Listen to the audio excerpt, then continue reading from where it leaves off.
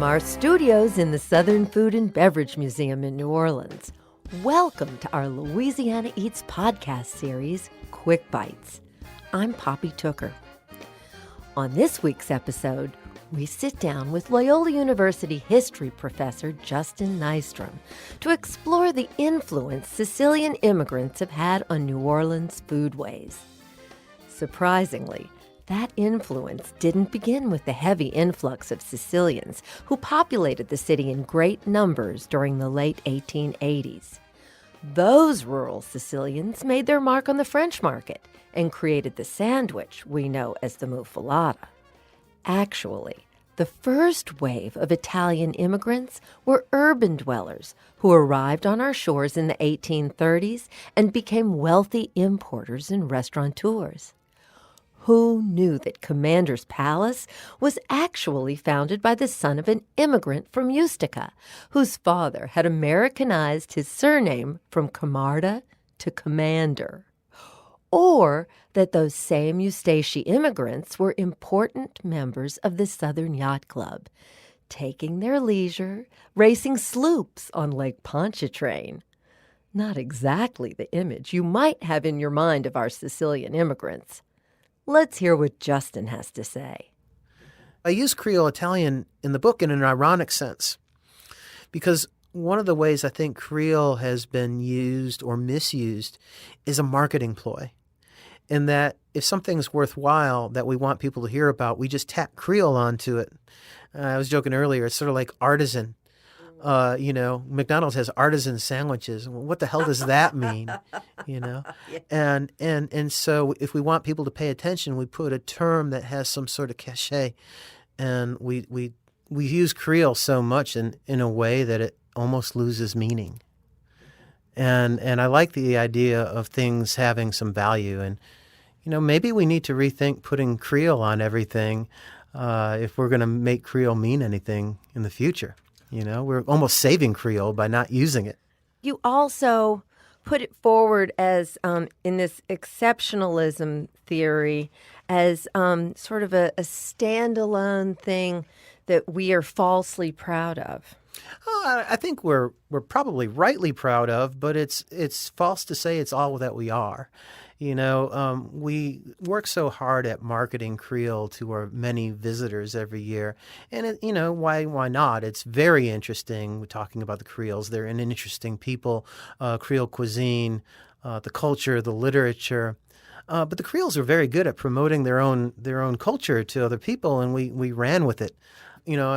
I'm a scholar, and a lot of my friends are scholars, and, people like Greg Osborne at the City Library and other historians. And Greg carried me one day when the State Museum redid their exhibits after Katrina, and there's a little video installment, and it's got a monitor asking all these different experts, many of whom I know, what their definition of Creole was. And about 8 or 9 of them. And they all give a different definition, and it runs on a loop. And it's a really powerful thing because Creole, it is imbued with a lot of different meanings. It's about race, it's about ethnicity, it's about cultural elements, if you will, like food and music. Like the Creole music professor's tradition, and people like Papa Celestin and all that, Creole jazz. It means a lot of different things in a lot of different contexts. You talk to somebody like Jessica Harris, and she'll tell you a lot about African influences on Creole and how that is an important marker of Creole. And unfortunately, for me, when I see Creole used a lot sort of casually, it only dilutes that definition of Creole already a problematic thing to really pin down. And so I feel like Creole is a word we need to guard a little bit. Right? We need to cherish it and understand that if we use it too lightly, we threaten it. Yeah. Now, the Italian restaurants, there's a cuisine that there's sort of an accepted Creole cuisine. So that's one of those areas where Creole is really defined. And the irony is these Italian restaurateurs are cooking that first, because that's what the Italians subsume their own culture to Creole culture. The Creoles are great cultural imperialists when it comes right down to it. They conquer the Irish, they conquer the Germans, they conquer the Sicilians. And it's only in the 20th century that we see the Italians claim their own culture and then start adding some of their own dishes next door to the Creole ones, and they become Creole Italian restaurants and use some of those techniques. Another thing that I think I want to say about Creole is the relationship between Sicilian restaurateurs and Afro-Creole cooks. There's a lot more to be done on this. Joe Segreto told me about his relationship with Nathaniel Burton, one of the co-authors with Rudy Lombard, A Creole Feast, one of those epic works of New Orleans literature on food. His father, in 1944, hired a young Nathaniel Burton to be the chef at Segreto's restaurant, which was on St. Louis and Bourbon Street.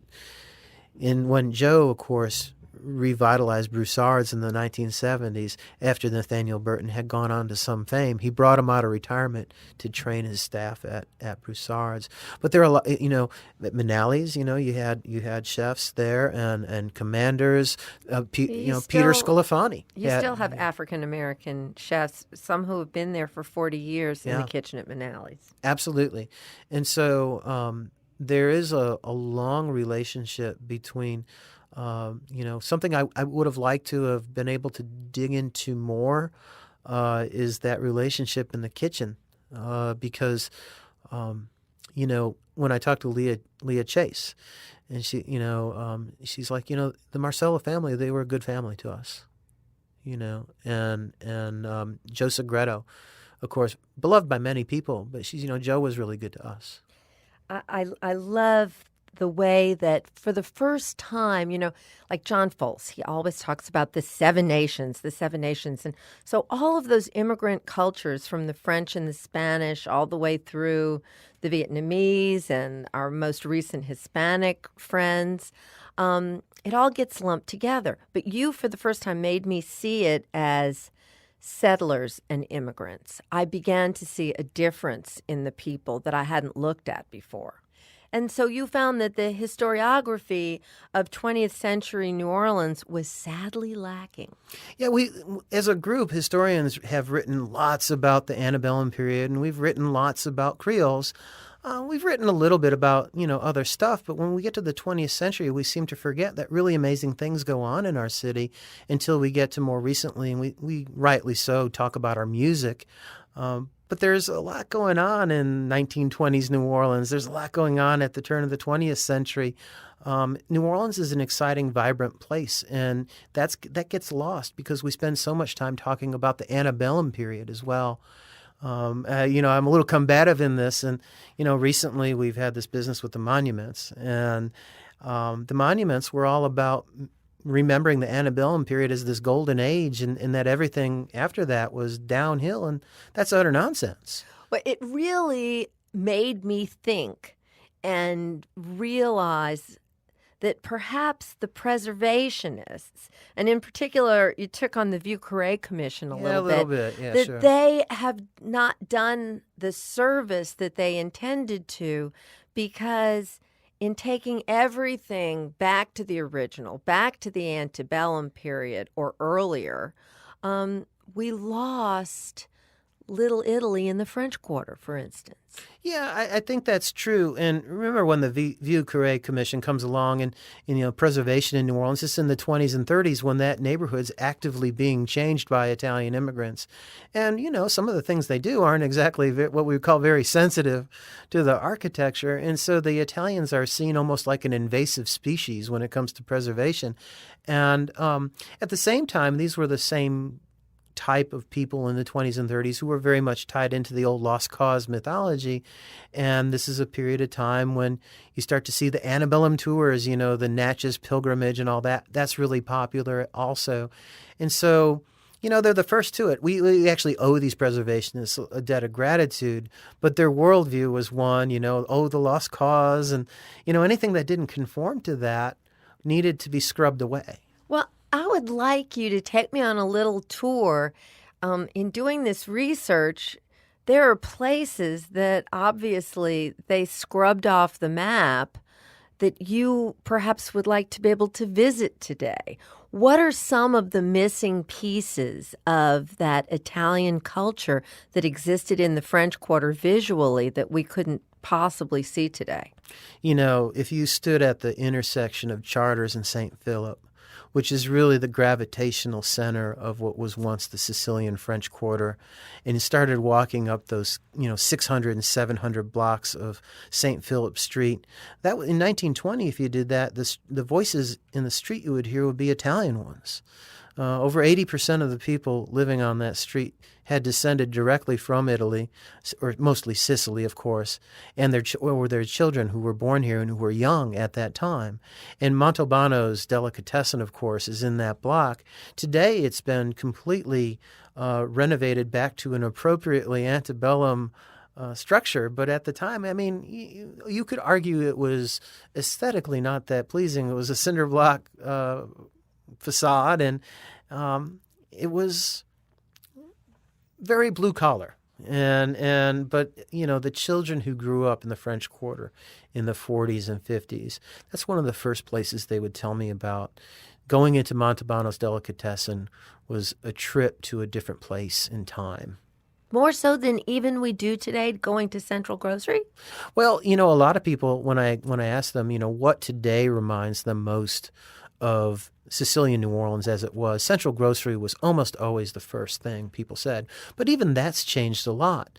Central Grocery is a tourist destination, and even Tommy Tusa, has to admit that the muffalatta is what has kept them in business. But when he was a kid, there would be corner grocers coming in there haggling about the price of a wheel of cheese, and they go down to Progress and say, well, he's going to give it to me for this, and it was all in Italian. Mm-hmm. Right. Montalbano's, of course, was different because, it was known as the shrine. Lyle Saxon even talks about this in the 1940s in Gumbo Yaya, where it's all the holy candles. That was the place to get your muffalatta and visit your St. Joseph altar. Well, and he was very devout in this sort of Catholic mysticism sort of way. Nick Logidis, who of course, brother, and they had United Bakery. He told me that he was joking that Montalbano before World War II used to have a picture of Mussolini in the delicatessen, and of course when World War II came out, it quickly got replaced by a picture of Roosevelt. I bet it was. Yeah, but Joe Segreto, old Joe Segreto, who many people in New Orleans know and remember his restaurant 1179, said he would have a long knife and he would slice the meat without a meat slicer, and it was a compact place. He was a kind of big, menacing kind of figure, and he pulls out this long knife and he's slicing the meat, and a lot of people credit him. Perhaps, not that it matters who invented the muffalatta sandwich, which he called the Roma sandwich. And of course, when they filmed King Creole across the street in the 50s with Elvis Presley, that's when a lot of the outsiders first get to know the muffalatta sandwich at this really singular place on St. Philip Street that's just gone, and it really a treasure gone from the map. You're absolutely right. Well, I love the whole story of the Sicilian lemon. Because truly, the Sicilian lemon is where this story begins in the 1830s. And you write that this is such an ancient piece of commerce that it actually goes back to the Muslim conquerors in the 9th century in Sicily. So tell us about this mythical Sicilian lemon. It is really quite remarkable, and it has a lot to do with the geography around Palermo, the Conca d'Oro, or a golden shell, as we call it in English. So Palermo has this volcanic soil. In the Muslim period, they went and built these what they call currents or aquifers, these irrigation canals underneath the city, and they irrigated the fields. And so with citrus, if you can control when it receives water, you can force it to bloom at certain times of the year. And so over time, the citrus cultivation occurs in Sicily that is, second to none. And over time, you get to the 19th century, and after the Napoleonic Wars are over and it's safe to sail the seas again. So lemons are the perfect fruit in the age of sail because you can pick them green. They're hard as baseballs. Actually improves them on the sail voyage. They start showing up in the United States, in New York, Boston, Philadelphia, and New Orleans all at the same time in the 1830s. And, of course, this is when the first Sicilian traders really start coming to New Orleans. And you really compelled me to think about why the lemon was so important when you pointed out that if you look at virtually any alcoholic or non-alcoholic beverage of the time, it all starts off by having to squeeze a dozen lemons or so, right? Right. Well, there's no soda. There are none of these other beverage options, and of course citric acid. Until World War I, lemons are the lemon rind and lemon peel is the only place you're going to get citric acid, which is very important in canning, which also takes off in the 19th century. That's just incredible. And then for 70 years, these Sicilian lemons actually dominate the American market for 70 years. Yeah, even in California, if you went to the market in California in the 1890s, you bought a lemon, it was going to be a Sicilian lemon. The California lemons just weren't ready for prime time then. The other thing is as late as the 1880s, they were the fourth largest crop imported into New Orleans. They were ahead of tropical fruit. So they were a major import in New Orleans as well.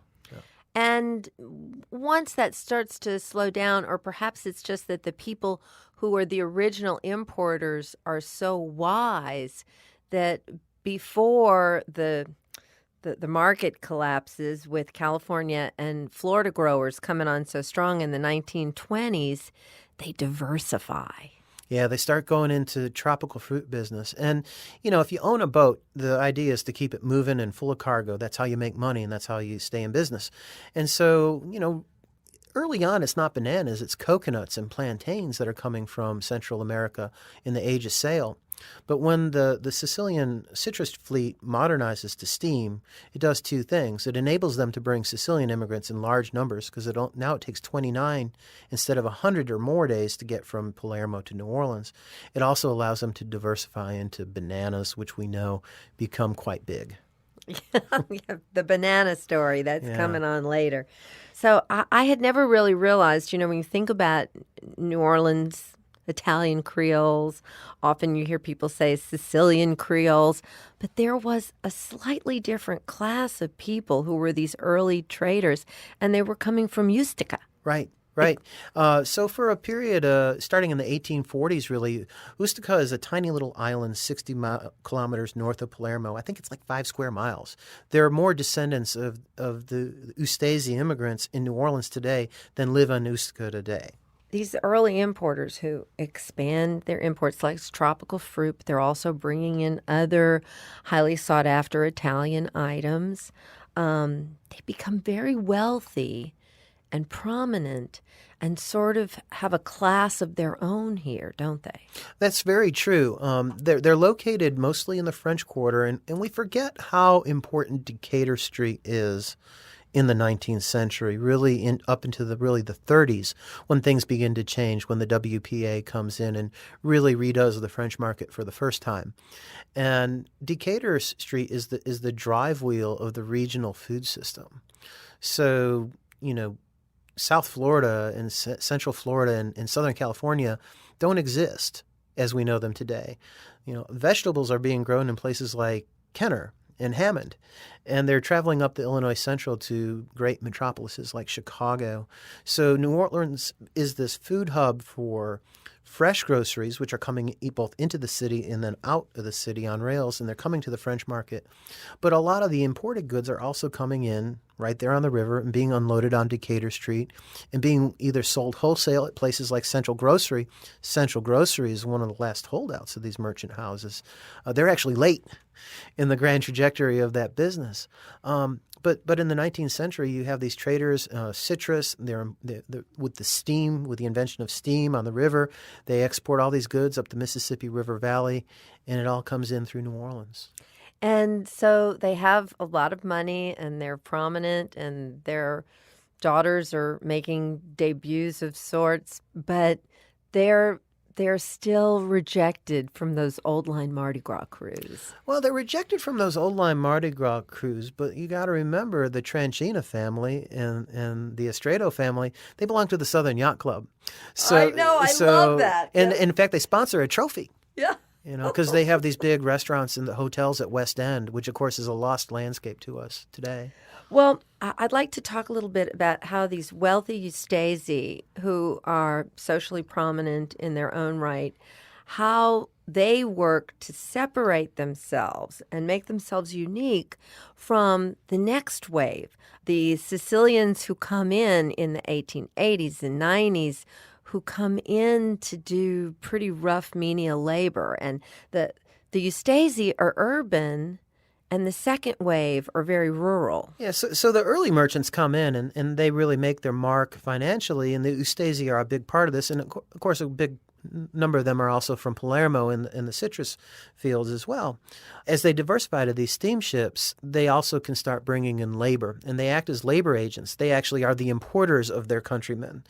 And in the late 19th century, of course, there's a lot of turmoil in the labor market, and the planters, feeling that black labor will not put up with their abuse, perhaps Sicilian labor will. They're equally incorrect. But for a while, you have men who will actually commute back and forth seasonally on the citrus fleet. It's that inexpensive, and they'll come and work during the harvest season and then go back. A statement on how hard it was in Sicily as well. But over time, they start to stay and build a life here in America. And the vast majority of them work very hard, labor camps, levees, logging, all that, truck farming. But a few of them get afoul of the law. Sicily is a violent place, and if you were a criminal, New Orleans was a great place to come because New Orleans did not have an Ellis Island. So let me describe a little bit. If you're from Sicily and say you're coming in 1900 or 1890, you're in the cargo hold of one of the great white fleet of the citrus importers, you're going to stand out off the river, maybe just enough so you can't swim to shore, and a ship will go out with 4 or 5 doctors on it, and they'll inspect everybody on the ship. There could be 1,300 people on the ship, and these 4 doctors, you can be sure, are going to make a very thorough inspection. And then the cargo gets about an equal amount of inspection, and then the ship comes ashore, they go down the gangplank and melt into the French Quarter. People are boom, you're an American. You're an American, including some unaccompanied minors, I might add. Wow. And this is how the first day in America for a lot of Sicilians begin, right there on Decatur Street, the Nickel Street Wharf, which I think is a really important site of memory. I know there's a lot of talk right now about what to do with that. I think in the immigrant history of America, it's very important. And it's just fascinating that, the lights that go on in the harbor, we get toward the evening and boom, they touch and there they go, waiting, families waiting on another side of a rope. There was no inspection. So if you were a criminal, this very New Orleans style inspection would be a thing you could evade pretty easily. What an exceptional place we live in, Justin. A lot of these hardworking rural immigrants, they end up as strawberry farmers. Yeah, some of them go up to independence. And, of course, people always lament the decline of the Louisiana strawberry, and I point out it's been declining since the 1920s. Thanks to the USDA. Yeah. And germs and parasites and so forth as well. But that was the way that a lot of people really made their way. Oh, yeah. And of course, again, strawberries aren't being grown in Florida or California or Mexico. And so the Louisiana strawberry is really the gold standard. And our oysters. And speaking of oysters figure into this Italian story too. I'll tell you what, it amazed me to learn the restaurants and the businesses that were really Italian with a different last name. And right off the bat, Emile Commander, who of course his name is forever tied to Commander's Palace. Well, once upon a time, it was actually Commander's Palace Saloon and Restaurant. And Emile's original last name should have been Camarda, huh? It was Camarda, sure, yeah. He and his 2 brothers, they come and really make a mark on the food culture of the city. Commander's Palace is, of course, today, they don't really trade so much on their Sicilian heritage, but nor they do shy away from it. And you could argue that the golden age of Commander's Palace is now. And if T is listening to this, I mean it, very much so. But it's an oyster saloon. It's a modest neighborhood restaurant. They sell oyster loaves, oysters on the half shell, oyster stew. I'm going to sound a little like Forrest Gump, except with oysters here. But oysters are so big. Yeah. Yeah. Well, they're so plentiful. Yeah. And, that this was a trend definitely up and down the East Coast is the oyster saloon. Often the raw oysters were free so that you could keep drinking. But down here, there were so many delectable oyster dishes, and the Italians really proliferate this oyster saloon here. Yeah, the Bayou Cook oyster, which is all since vanished long 100 years ago. You see the oyster saloons, which will evolve into carryouts. People come to the oyster saloon to get a basket of oysters to take home a lot, or they're being delivered. As late as 1930, you could get a dozen oysters on the half shell and a bucket of beer delivered. Uber Eats has nothing on that. Oh, you could go curbside to Manales and get your oysters, and actually they served cocktails curbside as soon as Prohibition was over, which I just think is hilarious.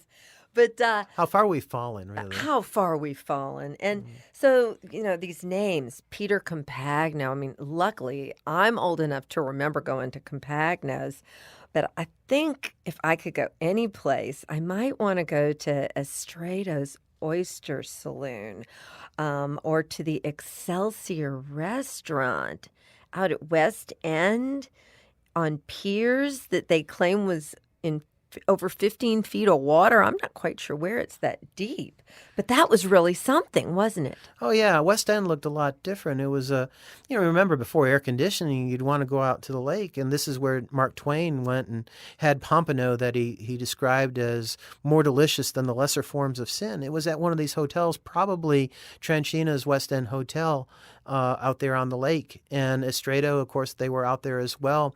It was a place where you go. There was, gambling, certainly. There was live music, open-air bandstands.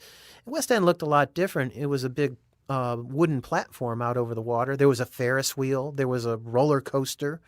And, of course, all the rowing and swimming clubs out there on the lake as well. It was quite an outing to be there. I agree. I would have loved to have gone to one of those great West End hotels in 1900 and just kind of absorbed this Gilded Age splendor that must have been there. I'd like to go with you. And that Excelsior restaurant was really fascinating to me because they're serving French cuisine like at Antoine's, along with fried seafood. Yeah, absolutely. The Sicilians who come here, they don't serve Italian food right away. It takes them a while. The perception of Creole Italian cuisine is that it's Italian food that's been modified by Creole cuisine, but it's actually the other way around. These restaurateurs were serving Creole food, and then into the 20th century started slipping a few Italian dishes in there as well, as Sicilians themselves became more numerous and the world at large embraced pasta.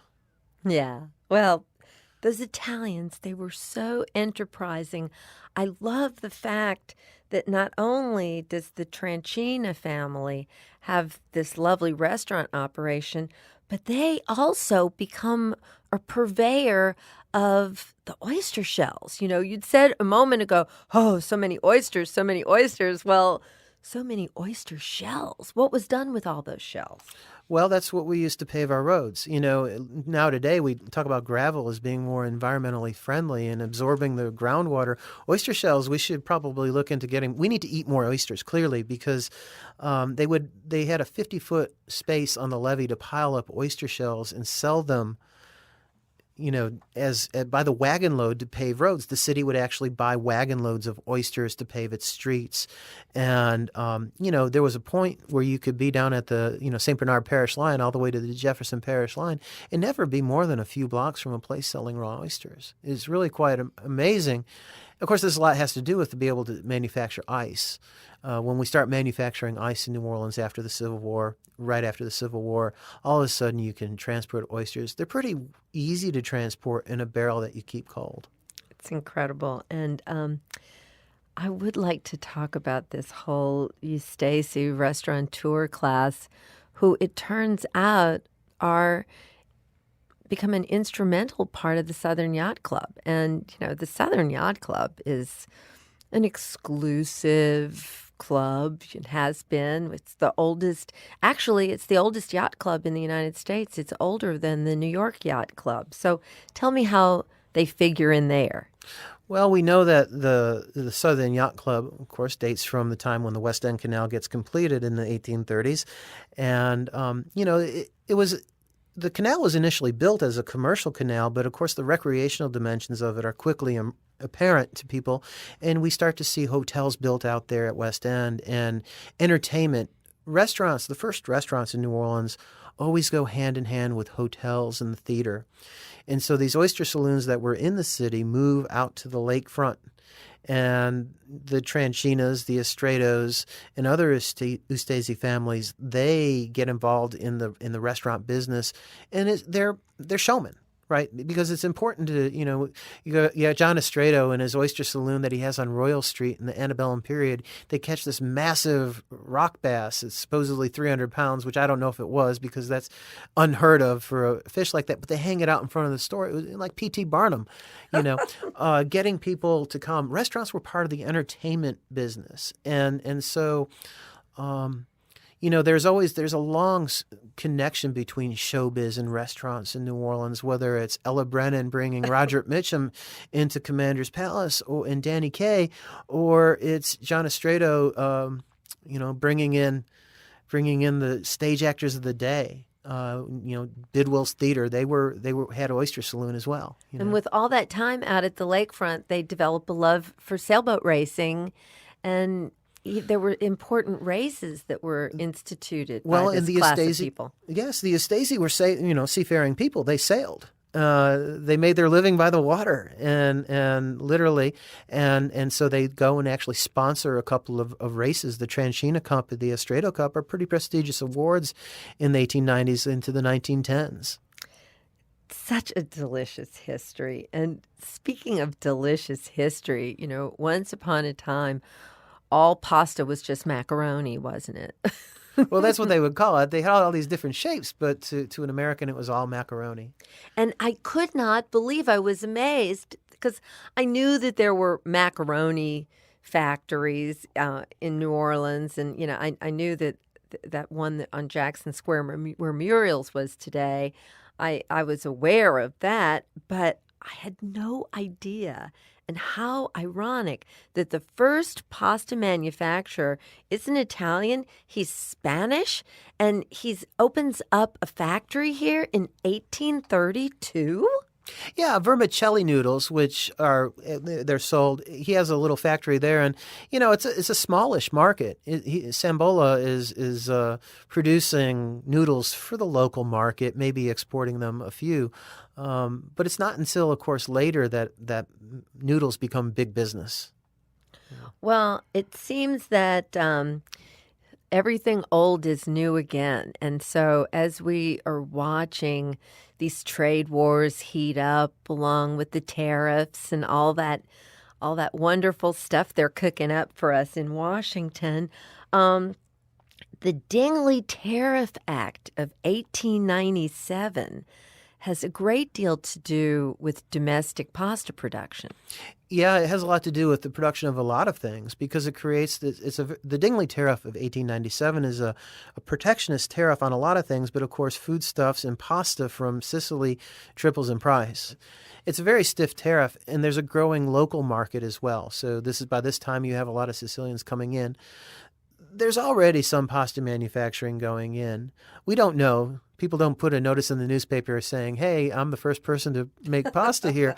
No. But we know that there are people wanting to make pasta because a fellow by the name of Gaetano Rizzuto gets arrested for smuggling 2 pasta machines in 1896. So where there's smoke, there's fire, in this case macaroni. And we know that large-scale production within the decade, New Orleans will become the macaroni manufacturing center of the region. In 1901, you write that 7 out of the 8 macaroni factories, that's a lot of spaghetti to me. A lot. 7 of them are in the quarter. Right. And this is why preservationists were so worried about what was happening to the quarter, because it was becoming increasingly industrial. I mean, the riverside of the quarter was always industrial. Those of us who are old enough to remember the French Quarter, the riverfront before Waldenberg Park, have a sense of this. But, it was alarming because you had these big factories being built to make macaroni, and there was no telling where it was going to stop. Well, the families, they're the names that come in here that you still hear spoken of, still prominent and alive and well in New Orleans, the Cusamanos, the Udos, the Taraminas. They're all very, very important in this. Sure, the Federicos, where Irene's was for so many years. That was their pasta factory. And then, of course, one day we can still see a remnant of it on every grocery store shelf, because one day luxury pasta, becomes part of big business, but they still proudly proclaim that it's from New Orleans. Yeah, New Orleans tradition. Yeah, and I also, when I'm teaching a cooking class and I choose to use seasoned breadcrumbs, which of course I'd only use Progresso, I always like to point out to people that too is a New Orleans-born company. It is, yeah, right there on Charter Street. But someplace else that I would really love to visit is the Union Restaurant at 1019 Decatur Street. Tell me about the Union Restaurant. Oh, yeah, the Lanasas. And the Lanasa family is still very much involved in New Orleans today. In fact, one of the descendants contacted me when I was writing this book. The Lanasas Union Restaurant, you have the 7 brothers who come in, and they all get involved in the restaurant business at one time. In fact, it was very difficult to be on that part of Decatur Street, I think, in 1910 and not run into a Lanasa. That's funny. Yeah. Well, you describe their elaborate multi-course French language table d'hôte menu and how it's different. Tell us about what you might find on the menu at the Union Restaurant. Yes, the French language table d'hôte menu, but it was in Italian, and the meal began with anchovies and olives, followed by an Ustica à la chef, or oyster soup, and then the classical French filet sole d'orly, which would be rounded out with the decidedly Italian entree cotolette di dendo con piselli, a veal cutlet, which I've had some debate as to exactly what that entailed, and then spaghetti spaghetti alla nassa, and then cauliflower a Caruso. And I don't really know how Caruso wanted his cauliflower, but I'm sure it was a high note, we'll put it that way. The meal continued with another veal dish, this one named for the Duke of Genoa, biscotti, cheeses, coffee, and Chianti. It's just fascinating. And, another thing that really, something about this Lanasas, the Union Restaurant that's at 1019 Decatur, that's just down the street a little bit from where Madame Begay is rocking and rolling. And, she's the number one tourist attraction. And, of course, her menu is very French Creole. But I loved finding she would serve what she would call spaghetti with shrimp. And so even Madame Begay is catching that Italian fever that's going on all around her on Decatur Street. Well, Madame Begay is operating in a very interesting neighborhood. Next door in 1918, Tucci's opens. That's their first location, and that's actually where Caruso eats. And we know from the login registers that Caruso also eats at Begay's next door. And then, of course, the next door down is Joe Segredo's grandfather's bar, which is the headquarters for all kinds of stuff. Like what? Well, the liquor business, probably a little gambling business as well, and a hub of that neighborhood.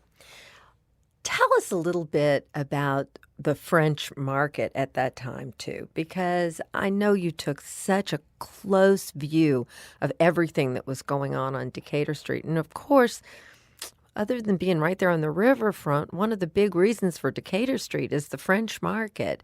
And I have long held the opinion that by 1900, nobody should have called it the French market anymore. Yeah, I mean, the French market is ethnic of many kinds. Of course, the Yugoslavs in the oyster business, but a lot of Sicilians, other people who sell fish. I mean, today, of course, the French market looks very different than it did then. It's been through a couple of permutations. But you had the butcher stalls, you had the fish stalls and vegetable market. It had to have been a tremendously exciting place and very diverse, full of everything. I mean, we didn't have supermarkets like we had then. That was where the city's corner markets made their groceries. That's true. And Terces, you mentioned Terces. I remember Terces in its last formation on St. Louis and Royal Street. Tell me about Terces' history. The Terces are actually opera singers.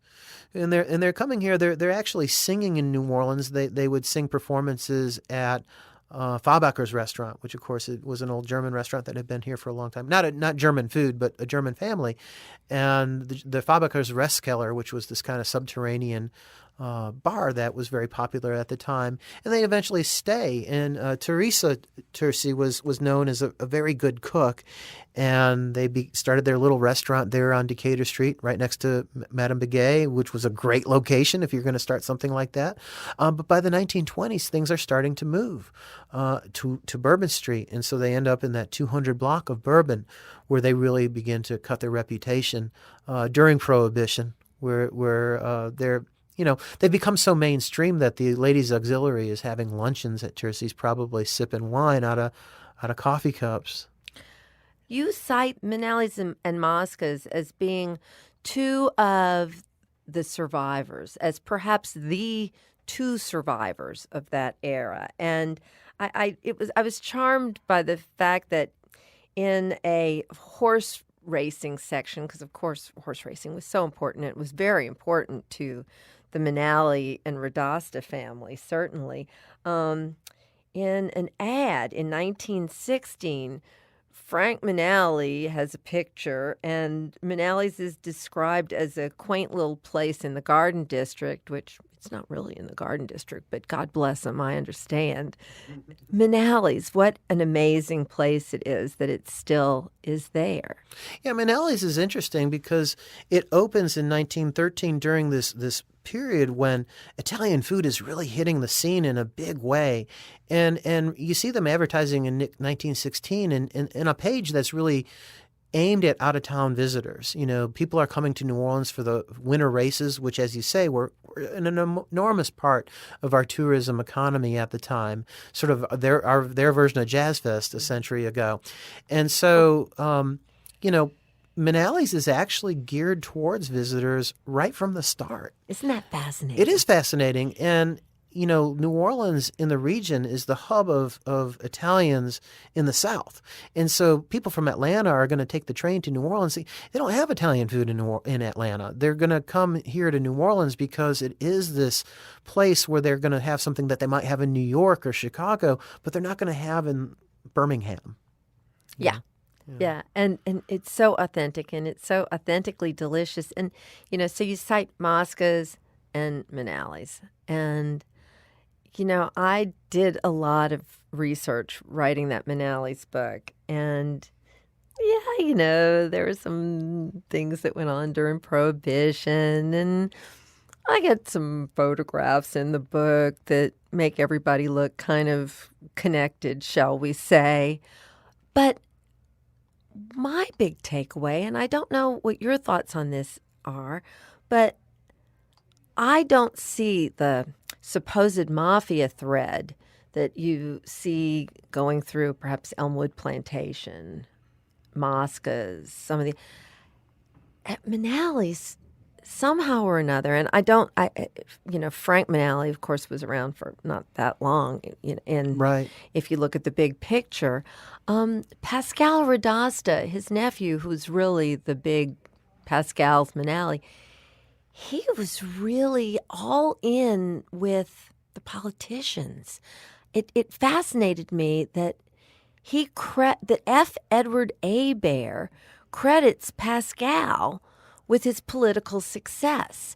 Do you see a difference between the way the two families positioned themselves, or do you see a difference there? Because it's funny to me, I could not find the Radostas and the Manales living in the quarter. They're uptown, even though they too come from Contessa and Talina. They don't seem to join any of those clubs. They embrace their Americanism and become active in politics. Yeah, you definitely see that. Another place you see that is with Vonderhaar's Grocery, with Lucy Ventura Vonderhaar. Her husband was Huey Long's fire commissioner for a long time, well, as long as Huey Long was around. And yeah, you do see a lot of different areas in town. Sicilians aren't just in the French Quarter; they're all over, and they do embrace Americanism to varying degrees. Now, I will say that I think in some ways that we say, I'm very hesitant to talk and use the word mafia really loosely, because there's a big difference between selling illegal booze in the 1920s and running a restaurant, which you absolutely have to sell booze to stay in business, and becoming a hardened gangster. You know, Ettore is thrown in jail for a year for selling booze. I don't know anybody else who got such a harsh punishment. Well, he got caught a lot, and they were just lucky that they were nostalgic about not sending husbands and wives to jail together, because Teresa ended up not going to jail because of that. And so, I'm sure Pascal's Manale, they had the same issues with alcohol, as did all people in the restaurant business. One of the things I argue is that Prohibition might have actually been really, really good for restaurants, because it creates this reservoir of cash capital. And you might not see the capitalization of New Orleans restaurants that occurs in the 30s, 40s, and 50s without it, because, the Whitney Bank's not lending you the money. The Whitney Bank, the old joke goes, only lends money to people who don't need it. And restaurants even today struggle to secure financing, often forced into alternative forms of financing. And so you have groups, I write about Carlos Marcello and the Marcello family, and whatever the stories, they were really serious about their restaurants, and they were serious about food, and they were able to capitalize some pretty impressive places. Yeah, they were. Yeah. And since you mentioned Carlos Marcello, anybody who knows anything at all about that history certainly knows about those famous Bry Lab tapes. Where the FBI is going through hours and hours of tapes of Carlos Marcello looking to put him in jail, looking to get him. And they ended up having to listen to hours and hours of food talk, didn't they? Yeah. My friend Jack Davis, who was an editor at the Charlie Ferguson era at the States Item, was saying that, he and Dean Becquet would just howl with laughter listening to the tapes, because it was, it's mostly this really tame stuff and a lot of talking about pasta and of course, fettuccine Alfredo. eggplant. Or fettuccine Alfredo craze was going on at that time. It was very 70s kind of thing. Yeah. It's hilarious. And, one of the places I wish that I had been able to shop, and I just missed the experience, was Van der Haar's. And I had absolutely no idea that Miss Lucy was actually a Sicilian Ventura, which is just fascinating to me. And don't you think that Van der Haar's perhaps survives for as long as it does and prospers, even in the day of the supermarket, because of our fondness for exceptionalism? Well, I think service really kept her going. I mean, you know me, I'm resistant to the idea of New Orleans exceptionalism. I think all cities are exceptional in their own way, and so certainly there are characteristics that give New Orleans its flavor, and I think those are great. But New York City is also very exceptional in a way as well, or London, or wherever, Hong Kong, and so I think really her service, because she had a clientele that was wealthy and could afford certain things, and who had expectation of the way things are doing. It was a very dramatic change in the way people bought groceries. And I think that there was a viable holdout for people who could afford it. Was very comforting in a world that was changing really fast. And in New Orleans, particularly after 1960, when New Orleans starts to contract and it becomes a more difficult place to live, I think those last 20 years of Van der Haar's were probably ever more precious to the people that shopped there. It was something of that older New Orleans that they could hang on to, that lived into the 1980s and then ultimately disappeared with Lucy Ventura Van der Haar herself. Whenever I think about Van der Haar's, one of the fascinating things I've heard talked about is Sally Reeves loves to talk about getting deliveries. of tiny little river shrimp packed in ice from Vonderhaar's coming to the kitchen door. And I always think, my goodness, I don't know that I've ever had a tiny little river shrimp, much less had it packed in ice and delivered to my kitchen door. It sounds lovely, really. It does sound lovely. Until I got the bill, but yeah. They didn't care. And then, of course, in New Orleans, baking our French bread, it's all Italian people. Yeah. Except for the Leidenheimers. We got to give the Leidenheim because the great survivors. But other than that, and of course our dear mutual friend John Gendusa, the bakeries was fascinating, the Italian bakeries. And now his son Jason, and the baking business is a tough business. Yeah. It's tough to make money, and it's a lot of work. And again, we think about who do we find in tough food businesses? We find immigrants today. Where do you walk into a kitchen sometime and you see it's a blue collar profession in most respects. We have our celebrity chefs, but underneath it all, you don't have to dig very far to see the sweat. No.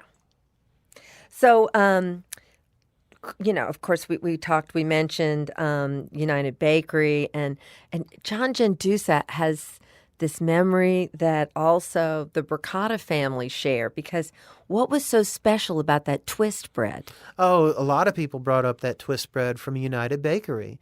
And, I would get a lot of theories about how it was made. There was a special dough. They used some kind of special technique, and it was a special technique. And John was like, well, it wasn't any mystery. And he was talking about a dough break, which is this machine that you roll the dough through, and you just have to roll it through the dough break a lot of times. It was very labor intensive. And of course, he said he got rid of the dough break because his employees kept getting their fingers caught in them, and they'd lose fingers. And he said, dear. Yeah, I know, that's pretty grisly. But it was one of those things I think you just had to love to make it. And the earlier generation loved to make it, and it was the twist bread. And everybody would talk about breaking off a piece, or either dipping it in wine, or scooping off, of course, Bracato's lemon ice and eating it for breakfast. That was way. a breakfast. What a breakfast! I only remember Creole cream cheese for breakfast. I don't remember lemon ice. What a luxury! Yeah, the story of Jimmy Braccato sending his son down to the boxer Diamond Jim. Yeah. Sending his son down with a glass beer pitcher down to Braccato's to get filled with lemon ice so he could come back and sit there and eat on it during the day. Oh, what a delicious memory. So, we discussed Vonderhaar's. We discussed so many of the groceries. If you were to say that there was one holdout remaining, is it Terranova's? Terranova's is pretty special. It is. It's... And again, no mystery. Everybody's like, well, the neighborhood supports it, but boy, the Terranovas work hard. And it's amazing to me. I imagine, Benny Terranova's grandfather being born in the 1920s on a table in what is now Lola's restaurant without air conditioning. Oh, my goodness. The life of that family is so anchored in that spot.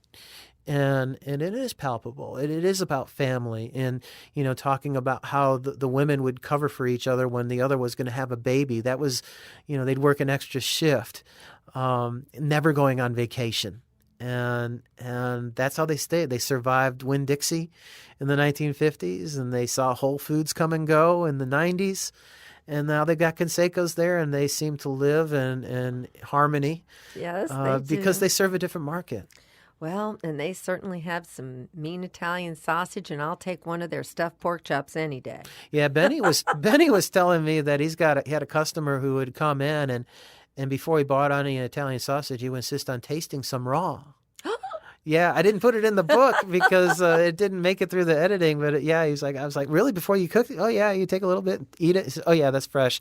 I'll take some. Incredible. Yeah. Well, I am so thrilled to have been able to spend this time with you. I enjoyed the book so much. I highly recommend it to anybody who has any interest in New Orleans history, New Orleans food, or anything at all having to do with exceptional New Orleans.